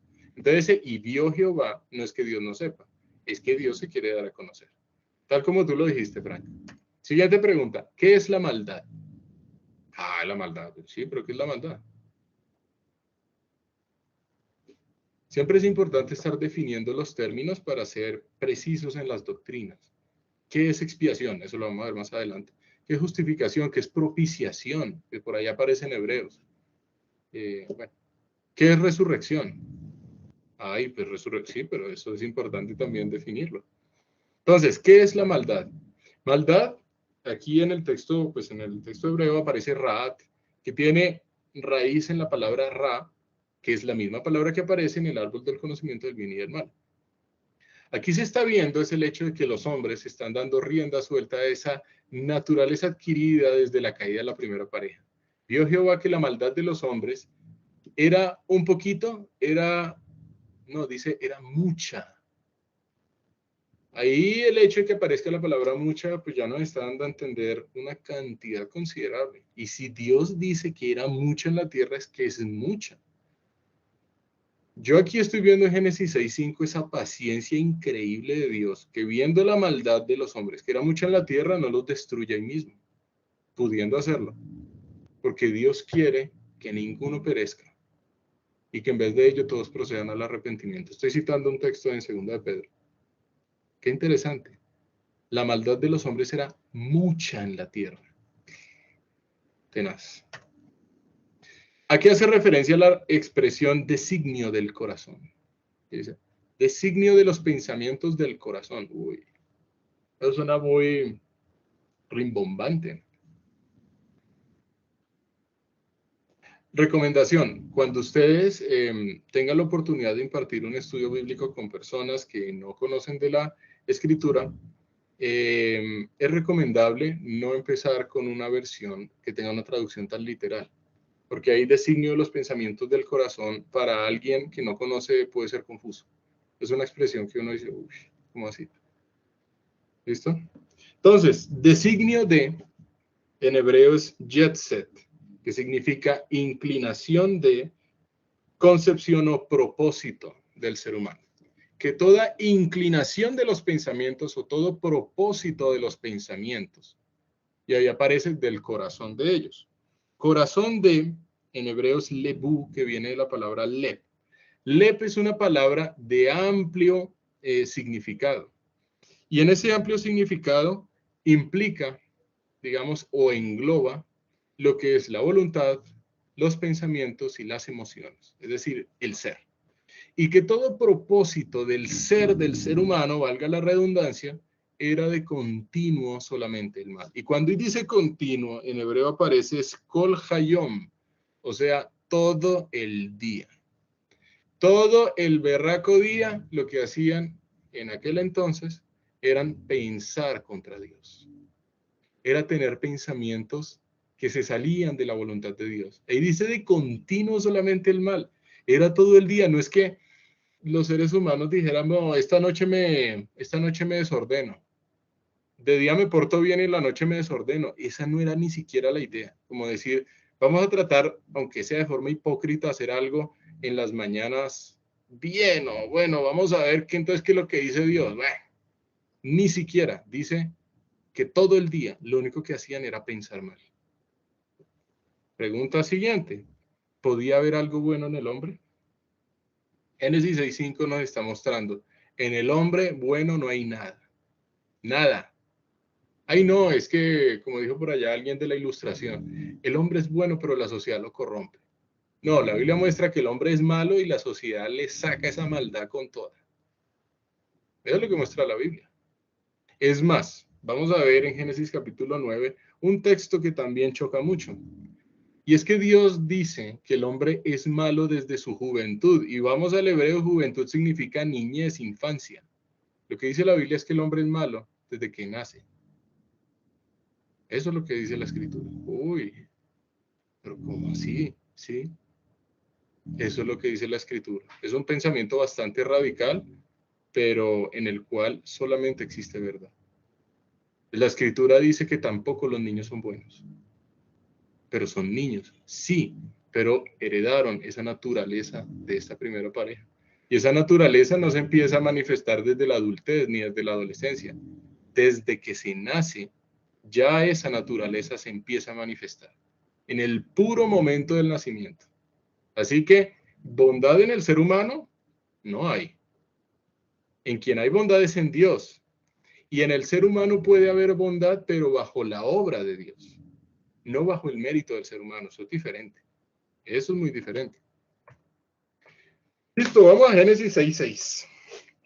Y pues, este pasaje, bueno, esta diapositiva la basé en un día que tuve un diálogo con una persona, bueno, diálogo que se tornó algo más pesadito que un diálogo, una discusión con una persona no creyente, y me lanzó un desafío. Y es más, también había escuchado que ese desafío también lo lanzan algunas personas que quieren contradecir la escritura a personas creyentes. Génesis 6:6. Voy a pedirle el favor a Frank para que lea Génesis 6:6. Y no sé si hay más personas que hayan ingresado, qué pena con ustedes que no puedo ver. Somos... Listo. Ah, bueno, no, listo. Entonces, Génesis 6:6. Entonces voy a pedirle el favor a Frank que lea este y el siguiente pasaje le voy a pedir a Ketty que lo lea. ¿Listo? Entonces, Génesis 6:6. ¿Cómo dice Frank? Bueno, dice, y se arrepintió Jehová de haber hecho hombre en la tierra y le dio en su corazón. Y le Y le dolió dolió. en su corazón. Listo. Gracias, Frank. Ketty, vamos con este. ¡Ay, ay, ay! Vamos, número 23:19. Dios no es hombre para que mienta, ni hijo de hombre para que se arrepienta. Él dijo, y no hará, habló, y no lo ejecutará. Ok, y vi esta cara. Esta es la cara que vi en un creyente. ¿Cómo así? ¿Qué hacemos ahí? La Biblia se contradice. No, no se contradice. Pero esa es la cara que uno puede poner en primera instancia, ¿no? Ah, pero es que ahí dice Génesis 6:6 que Dios se arrepintió y Números 23:19 que Dios no se arrepiente. Pero al fin, ¿qué vamos a hacer ahí? ¿Alguien levantó la mano? Yo, Dale. de pronto, no sé, de pronto creo, no sé si estoy muy errado, muy perdido ahí, pero digamos que en Tranquilo, dale. Génesis 6:6, Ujú. por el contexto, veo que Dios no está ejecutando una acción de arrepentimiento, sino está expresando un sentimiento muy parecido a lo que puede ser el arrepentimiento, pero es más una expresión de un sentimiento y no una acción o que puede ser el arrepentimiento como tal. Ya en números, pienso que ya tiene que ver con un proceso o con una acción que es como tal el arrepentimiento como tal. ¿Sí? Listo. No sé si de pronto, pues yo lo entendería más o menos por ese lado. Uno es Ok, como Frank. Génesis es más que todo el sentimiento que se Ajá. puede y Dios siente, porque pues si nosotros sentimos y somos pues hechuras a su imagen y semejanza también, y en varios pasajes de la Biblia pues muestra Sí. varias, digamos, sentimientos o emociones que, o no sé si serían emociones o sentimientos, pero son muy parecidos a lo que nosotros sentimos como seres humanos. Entonces lo Ujú. veo así, más o menos lo pensaría yo que lo vería así, de ese modo. Por allá va. O sea, por donde tú y mencionaste algo fundamental. El contexto de ambos textos, valga la redundancia, es diferente. Así que quien trató de hacer esta comparación le está haciendo muy mal, porque son contextos completamente diferentes. Así que tengamos mucho cuidado en asociar textos así aparezca la misma palabra, porque nosotros solamente podemos asociar textos que tengan el mismo contexto. Si no tienen el mismo contexto, así la misma palabra aparezca, nada que hacer. Listo. Muy bien, Frank. Entonces por ahí vamos. ¿Alguien más? ¿Qué podemos hacer? Además del contexto, ¿qué más se les ocurre? O sea, como para resolver esta aparente contradicción. En esta versión, en esta traducción dice, Uh-huh. y Dios se replanteó el hecho de haber creado al hombre en la tierra y sintió profunda tristeza. Entonces Okay. esa palabra replantear, no sé, de pronto cambia un poquito el tema de se arrepintió. Uh-huh. Bien. Listo. Entonces, dice Frank, vamos al contexto. Dice Nidia, vamos a otras versiones. Eso también es importante hacerlo. ¿Qué otra podemos hacer? Lo que ustedes acabaron de mencionar está muy bien. ¿Qué otra podemos hacer? Otro recurso podemos usar para resolver esta aparente contradicción. Buscar la traducción en el original. Muy bien. Podemos ir al hebreo. Perdón, voy a abrir la puerta y ya regreso. Sí, que se cerró la puerta, ¿no? Sí, el viento la cerró. Listo, exactamente, podemos ir al hebreo. Y en el hebreo vamos a encontrar algo muy interesante que ratifica lo que ustedes ya han dicho. Génesis 6:6. ¿Qué significa eso de que se arrepintió Dios? Eso suena hasta raro, ¿no? La verdad es que en primera instancia suena raro. Tenemos que ser honestos. Se arrepintió Dios de haber hecho hombre en la tierra y le dolió en su corazón. ¿Cómo así que Dios se arrepintió? Y viene la siguiente pregunta que es de reducción al absurdo. ¿Será que a Dios le quedó mal hecho el hombre? Yo digo, no. No, hay que destruirlo para ahora sí hacer bien las cosas. Porque es que el primero me quedó mal hecho. ¿Será? Obviamente no. En Dios no existe equivocación. Porque es que, es más, este término arrepintió en Génesis 6:6 no está haciendo referencia de ninguna manera a que a Dios le quedó mal hecho el hombre, sino que Dios está tomando una determinación con respecto al hombre y hay un sentimiento dirigido hacia el hombre. Dice, le dolió en su corazón, o sea, ahorita ya vamos a ver eso, pero qué carácter tan hermoso el del Señor. Dios tiene corazón, porque ahí dice, le dolió en su corazón, entonces Dios tiene corazón.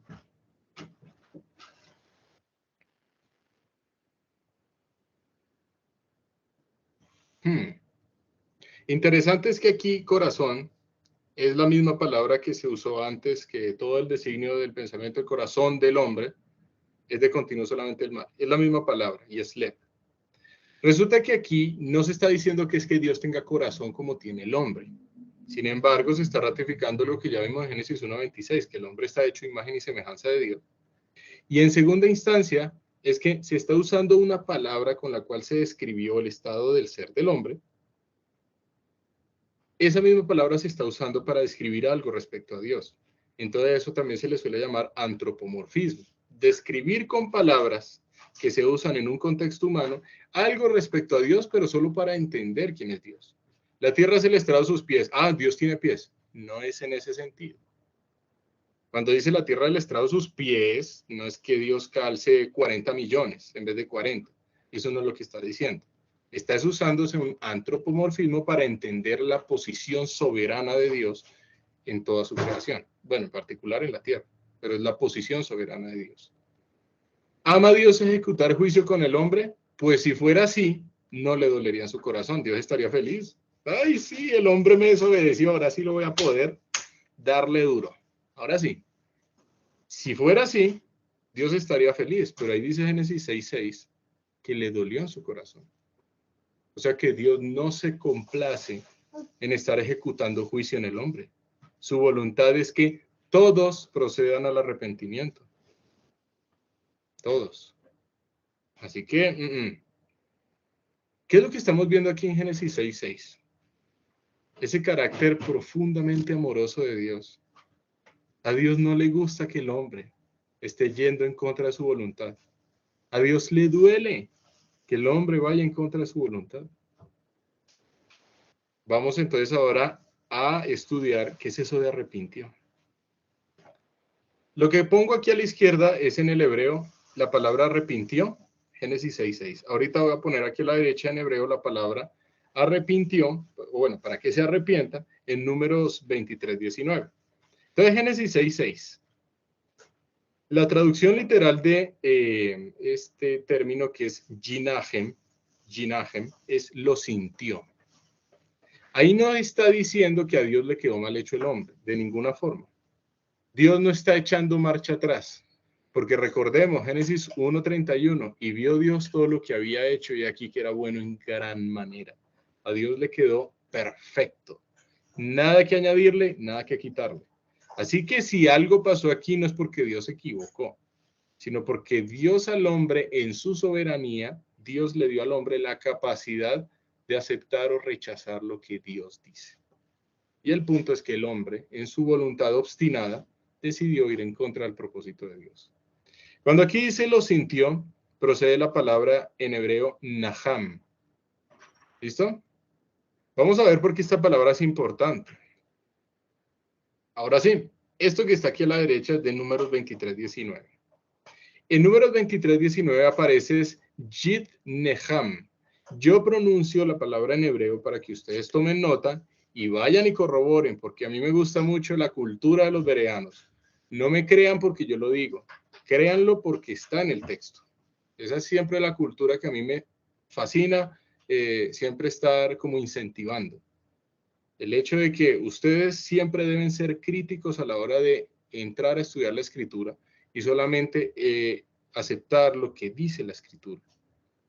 Entonces, por allá en Números 23:19, ustedes lo pueden corroborar, aparece la palabra Jitneham, que significa que cambie de mente. Esta palabra Jitneham tiene la misma raíz que Jinahem, que es la que aparece aquí en Génesis 6:6. Y la raíz es la palabra Naham. Sin embargo, y ahí es donde aparece el grandísimo pero, la forma en la cual está conjugada la palabra Naham en Génesis 6:6 es diferente a la forma en la que aparece conjugada en Números 23:19. Entonces, voy a dar como una información más técnica, si ustedes quieren investigarlo. Esta forma de aquí a la izquierda es una forma verbal que en hebreo se llama nifal, y esta de aquí a la derecha se llama hitpael. Si yo tengo un verbo conjugado en forma nifal versus el mismo verbo conjugado en forma hitpael, el significado cambia radicalmente. El significado es distinto. Así que nosotros podemos apelar a lo que ustedes dijeron: contexto, versiones, hebreo y gramática del hebreo, para decirle a la persona: mi estimado, estás haciendo una comparación indebida. Porque en Números 23:19 se está hablando es del cambio de mente, o como se diría en griego, arrepentimiento es metanoia, más allá de la mente. Mientras que aquí en Génesis 6:6 no se está hablando de un cambio de mente, se está hablando de un sentimiento por parte de Dios. Lo sintió, pero en el sentido de que a Dios le dolió, no en el sentido de que Dios se complace, ni en el sentido que Dios dijo: la embarré, entonces ahora tengo que hacer otra vez el hombre. Eso es lo que dice la mitología, pero lo que dice Génesis es que Dios es perfecto y Dios no tenía que destruir al hombre porque el hombre le quedó mal. Eso no es lo que quiere decir Génesis capítulo 6.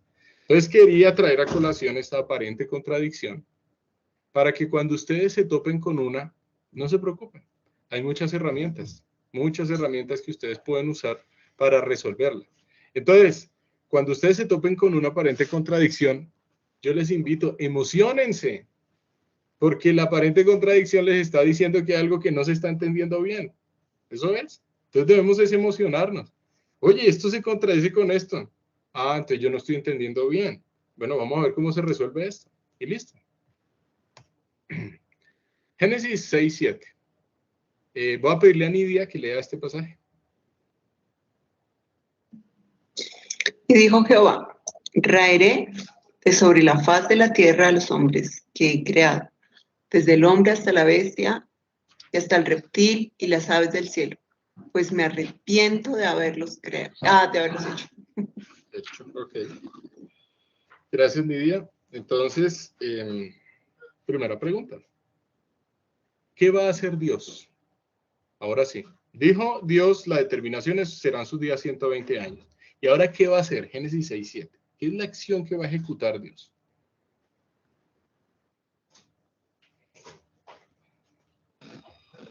Quitarlos, raerlos, Raer. arrancarlos. Ok. Entonces tenemos que preguntarnos qué es raer. Por eso es que si ustedes están con personas que no han tenido contacto con la escritura, ya hay, raer, y eso pues suena como se dice muy coloquialmente: voy a darles piso. Vamos a ver qué significa raer. Raer en hebreo es amajá, que procede de majá. Significa eliminar, borrar o exterminar. Por eso es que ustedes en otras versiones pueden encontrar eliminaré, borraré o exterminaré. De sobre la faz de la tierra a los hombres que he creado. Listo, hasta ahí vamos. Ok, interesante. ¿A cuántos hombres va a raer Dios? Va a raer, según Génesis 6:7.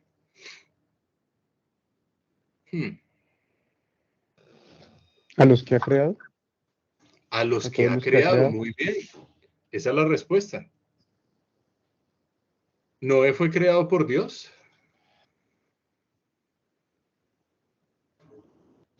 O sea, Sí. ¿está Noé incluido en ese combo? Debería estar incluido, pero pues con quien Sí. hizo el pacto debería estar. Génesis 6:7 dice: a los hombres que he creado. ¿No es creado? Sí, entonces hace parte de este combo. Eso es lo que dice Génesis 6:7. Eso es lo que dice. Nos estamos enfrentando a algo muy parecido a lo que vimos en Génesis capítulo 2. De todo árbol del huerto puedes comer. ¿De cuántos puede comer? Todos, incluyendo el del conocimiento del bien y del mal. Pero ¿qué pasa si come de ese? Ah, hay una consecuencia, pero el que puede comer, puede comer. Aquí estamos viendo que Noé está incluido en estos hombres. Dice: a los hombres que he creado. Ahí no dice a todos, bueno, menos un par ahí que son mis favoritos. Eso no es lo que Dios está diciendo. Desde el hombre hasta la bestia y hasta el reptil y las aves del cielo, mejor dicho, todos los reinos de los seres vivos los va a raer, pues me arrepiento de haberlos hecho. Bueno, interesante, aquí no se hace mención de animales acuáticos, ¿no? Dice mi mamá, interesante esa observación, ¿no? Desde el hombre hasta la bestia, el reptil y las aves del cielo. Y los peces del mar. Bueno, ahí lo dejamos como entre comillas. Pues me arrepiento de haberlos hecho. Hay otras versiones que en vez de me arrepiento de haberlos hecho es me pesa haberlos hecho. A Dios le pesa haberlos hecho, no en el sentido de que a Dios le salió mal, sino en el sentido de que el hombre, en su obstinación, decidió rebelarse contra Dios. Pero aquí, hasta Génesis 6:7, a mí me dejan a Noé dentro del diluvio. Génesis 6:7 es lo que muestra. Esta pregunta es interesantísima. ¿Por qué los animales llevan del bulto? ¿Por qué los animales también van a ser raídos de sobre la faz de la tierra? ¿Los animales pecan? La respuesta es no. ¿Por culpa del hombre? Muy bien, es por culpa del hombre. Por culpa del hombre. Y a mí me gusta mucho un ejemplo que pone mi mamá. Pensemos en una nación. Si el gobernante de la nación es corrupto, ¿va a sufrir la nación? Por supuesto que va a sufrir. ¿A quién colocó Dios como el gobernante en la tierra? O el Señor en la tierra. Y digo Señor en un sentido relativo, no en el sentido absoluto, porque el único Señor absoluto es Dios. Pero en el sentido relativo, es decir, subordinado a la autoridad de Dios. ¿A quién colocó Dios como autoridad en la tierra? Al hombre. Si se corrompe el gobernante, ¿qué pasa con lo que está siendo gobernado? También se va a corromper. Entonces los animales llevan del bulto como una muestra del hecho de que Dios sí constituyó al hombre Señor en la tierra. Si a los animales no les pasara nada, no sería cierto que Dios constituyó al hombre Señor de la tierra. No sería cierto, porque entonces, no, los animales por un lado y el hombre por otro lado. Quiero resaltar algo, los animales no pecan. Ninguna parte de la escritura muestra que los animales pecan, que van en contra de la voluntad de Dios, porque en ellos no existe la capacidad de aceptar o rechazar lo que Dios dice. ¿Significa que los animales son máquinas biológicas? De ninguna manera, y lo vamos a demostrar más adelante, cuando veamos que Dios puso un espíritu de vida en los animales. Así que los animales no son cosas biológicas, los animales son seres vivos, a los cuales Dios puso un espíritu de vida. Y eso lo vamos a demostrar en el texto más adelantico. ¿Listo? Ok, pero la historia no se quedó allí. ¿Por qué razón no entra en el combo del diluvio Noé? ¿Por qué Noé no está incluido en ese combo del diluvio? Entonces, Ketty, ¿estás ahí para que leas este par de versículos? Sí, señor. Gracias. Entonces, por favor, para que leas Génesis 6, 8 y 9.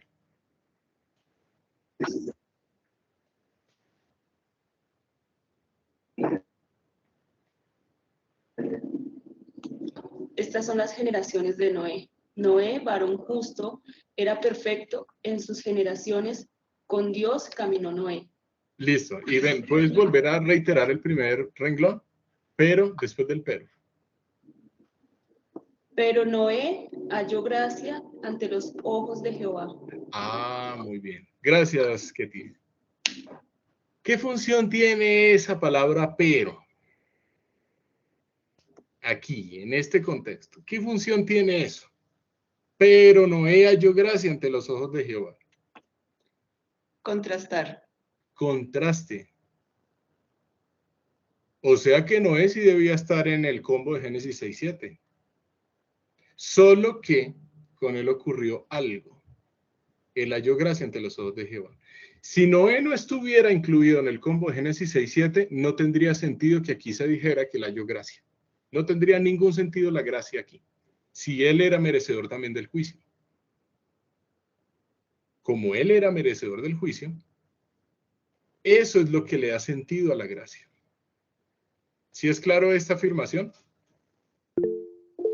¿Alguien levanta la mano? Sí, de pronto también veía Dale, que de pronto si la gracia no es una respuesta o es un resultado a las acciones de una persona. Entonces, si Noé hubiera tenido las acciones, pues, lo más justas a lo que Dios quería, pues no era necesario esa palabra gracia. Exactamente. En pocas palabras, lo que tú dices, Frankie, muy interesante. Si Noé hubiese obrado toda su vida sin pecado y conforme a la voluntad de Dios, él no tendría por qué estar buscando gracia o hallar el favor ante los ojos de Dios. ¿Cuál favor si él siempre hizo todo bien? Recordemos que Noé también era pecador. Aquí no estamos hablando de San Noé, no estamos hablando del Santo Noé. Estamos hablando de un ser humano pecador, porque es descendiente de Adán y de Eva, de esa primera pareja caída. Pero este ser pecador es tal que en él hubo la fe para poner sus ojos en el único que puede liberar a los pecadores, que es el Salvador del mundo. En Génesis 3:15.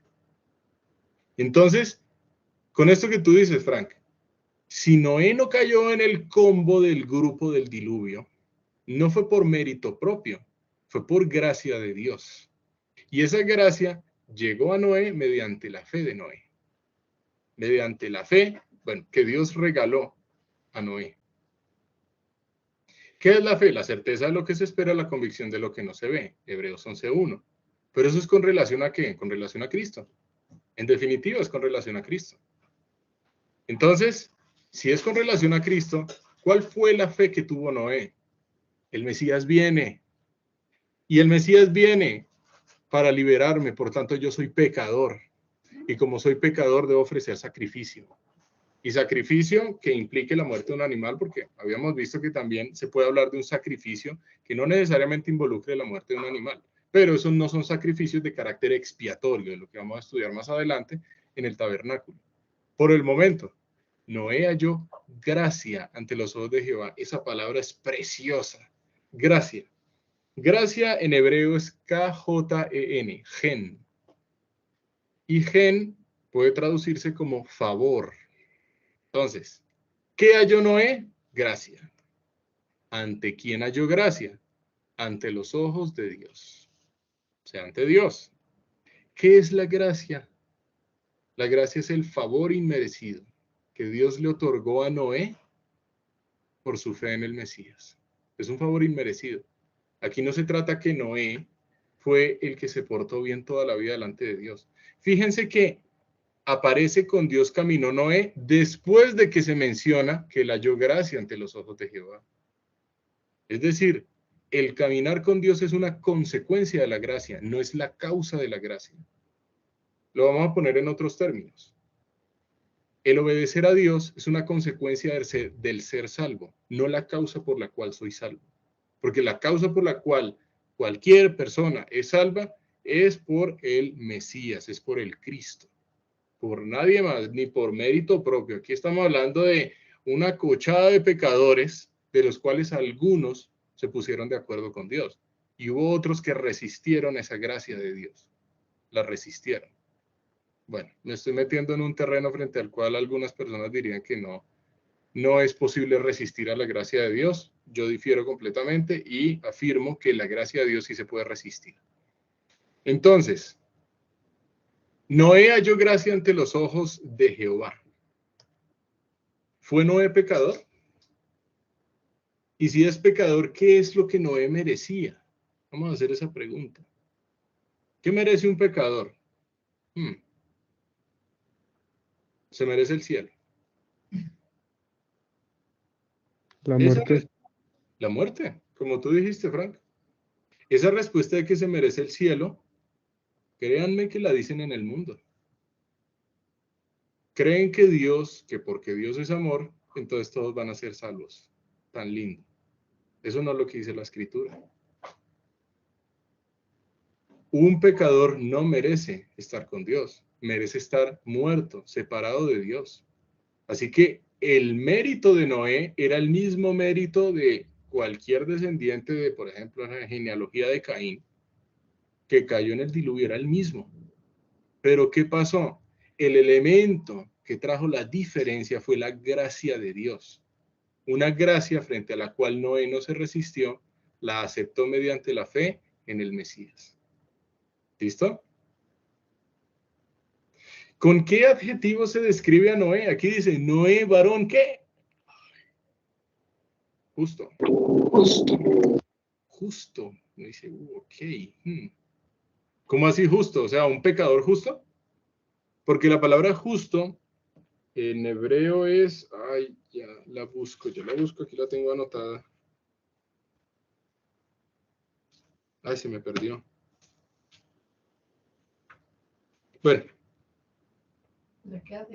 Se las creo, ya la encontré. Sadik, que significa recto. O sea, varón recto, ¿cómo así que un pecador recto? ¿Qué es eso de un pecador recto? Está raro, ¿no? Un pecador recto.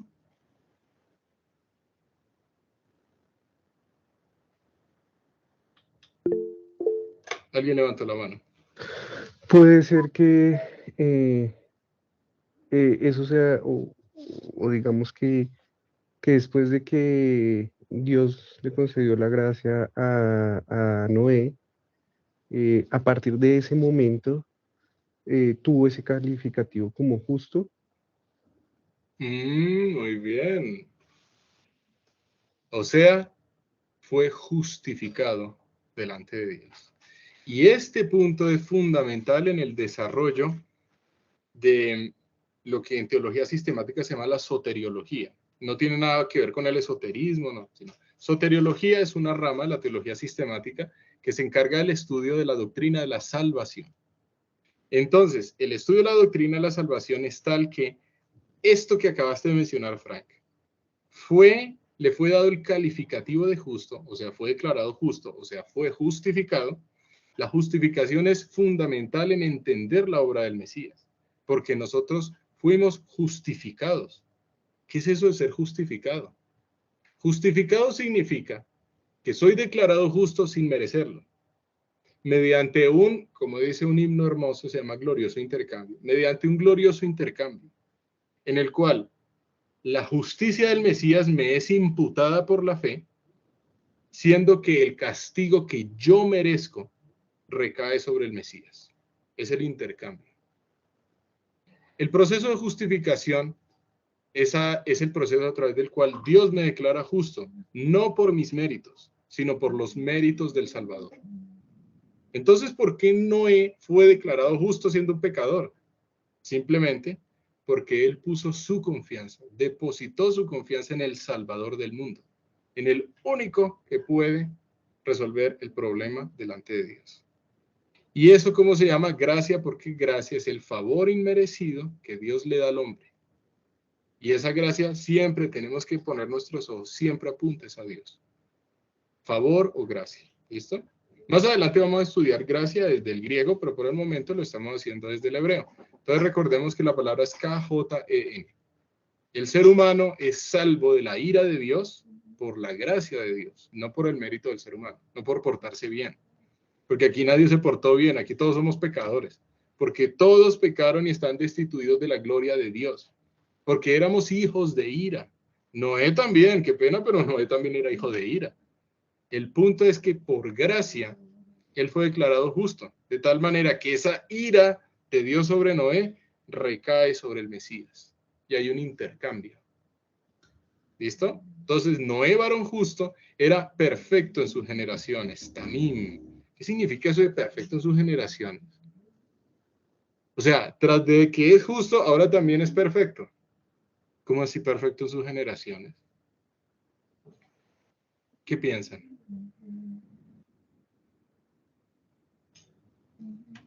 En la contraposición de que los hombres eran malos, él caminaba con Dios. Entonces, creo que ahí es donde se puede decir que era...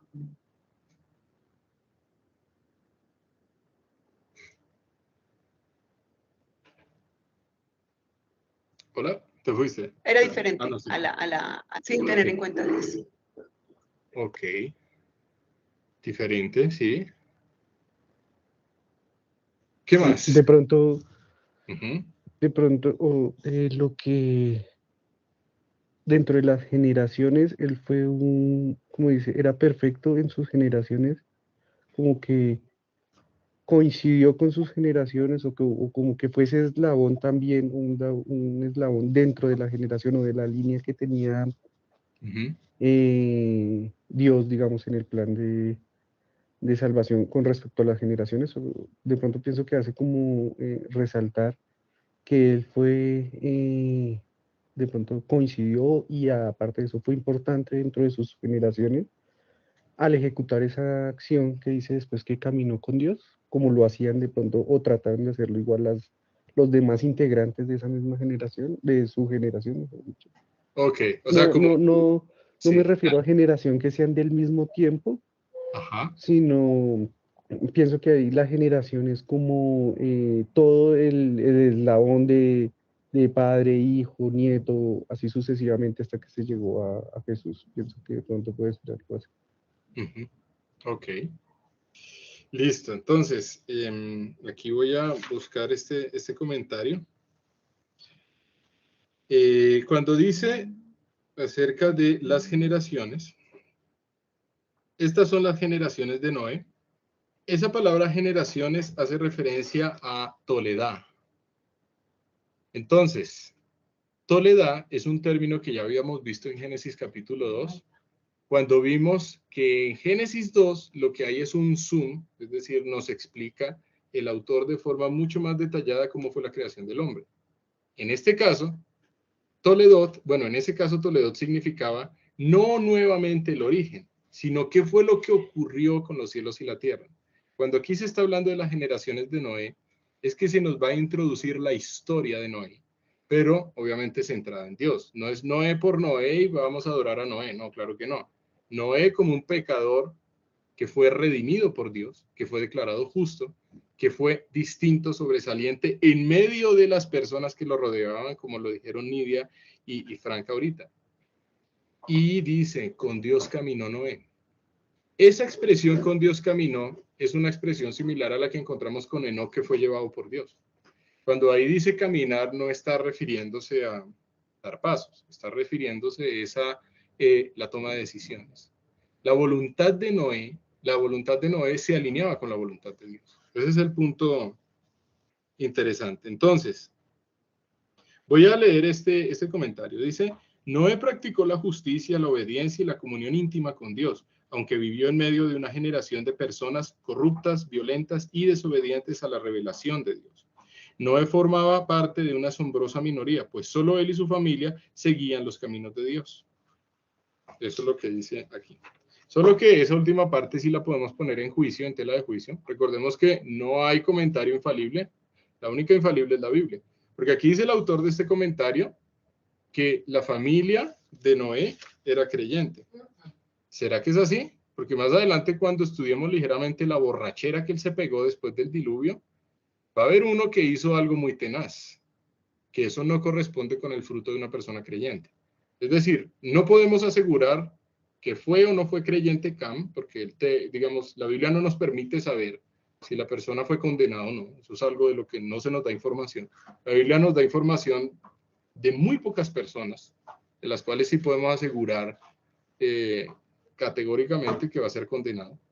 O sea, me refiero, de forma explícita, de muy pocas personas ya se nos dice, esta persona fue condenada, como por ejemplo Judas Iscariote, ¿sí? O como por ejemplo Caín, que ya hemos visto, sí. Bueno, sí, y hay otras personas, pero a lo que me refiero es que más adelante podemos poner en tela de juicio el hecho de si el hijo Cam de Noé realmente era creyente. Se puede poner en tela de juicio. Listo, entonces dice, solo 8 personas fueron salvadas de la catástrofe del diluvio universal. Todavía no lo hemos visto. Frente a ello, ¿qué es lo que quiero resaltar? Si aquí dice que era perfecto en sus generaciones, hace referencia a lo que ustedes dijeron y al hecho de que él transmitió el conocimiento de Dios con sus hijos. Él cumplió con su deber. El deber que Dios le da a toda madre y a todo padre que conoce a Dios. Obviamente, pues si no conoce a Dios, ¿cómo se le va a exigir algo que no conoce? Pero si alguien conoce a Dios, debe ejecutar eso. Y es obvio que él sí transmitió el conocimiento. Entonces, tarea para dentro de 8 días. La primera tarea es, ¿cuánto tiempo dio Dios para que viniese el diluvio? ¿Qué profesión tenía Noé? ¿Qué ocupación tenía él? Esa ocupación ustedes la pueden encontrar en el Nuevo Testamento, así que les invito, no voy a dar el pasaje, pero ustedes pueden investigarlo. Empieza con P y termina por pregonero. Entonces, Noé era pregonero de justicia. Eso ustedes lo van a poder encontrar en el Nuevo Testamento. Si él era pregonero de justicia, ahora sí voy a decir la tarea, ya, sí, porque estoy como enredando la tarea. ¿Cuántos años predicó Noé? Número 1, ¿cuántos años predicó Noé? Número 2, ¿cuánto tiempo prevalecieron las aguas sobre la faz de la tierra? Yo no estoy preguntando cuánto tiempo duró la lluvia torrencial en la tierra de la cual se habla en el diluvio, sino cuánto tiempo prevalecieron las aguas sobre la faz de la tierra. Y la respuesta es muchísimo más de 40 días y 40 noches. Muchísimo más. ¿Listo? Porque ya vamos a estudiar, Dios mediante, el juicio de Dios en la humanidad a través del diluvio. Tercera pregunta. ¿Cómo podemos argumentar o contraargumentar a lo que muchas personas no creyentes afirman, que el diluvio no fue de carácter universal, sino de carácter local? Porque hay personas que dicen, no, sí hubo un diluvio, claro, pero es que diluvios los hay a cada rato. Fíjense en las inundaciones, esto y lo otro. ¿Será que es eso lo que dice la Biblia? La respuesta es un no contundente. La Biblia habla de un suceso que nunca se ha vuelto a repetir en la historia. Pero, ¿cómo podemos demostrar bíblicamente que el diluvio fue de carácter universal y no que fue de carácter local? ¿Listo? Recuerden siempre, todo texto se le debe enfocar es con los ojos de Cristo. O sea, con los ojos me refiero mirando a Cristo. Me refiero a eso. Sí, entonces existe un diluvio, podemos estudiar quiénes eran los hijos, qué pasó, más adelante se va a emborrachar, listo. ¿Y eso qué? En el sentido cristológico. ¿Para qué Dios me está dando esa información? Dios a mí no me cuenta que Noé se emborrachó para avergonzar a Noé. Ese no es el propósito. ¿Por qué Dios me está contando que Noé se emborrachó? ¿Un hombre creyente emborrachándose? Bueno, pues eso puede pasar, porque aquí ya se menciona. Listo, entonces con eso terminamos la clase de hoy. Como siempre, muchas gracias por estar pendientes, por asistir. Y si Dios así lo dispone, nos vemos dentro de 8 días. Vamos a continuar con el tema del diluvio. Vamos a ver si lo terminamos para que dentro de 15 ya empecemos con el tema de Abraham.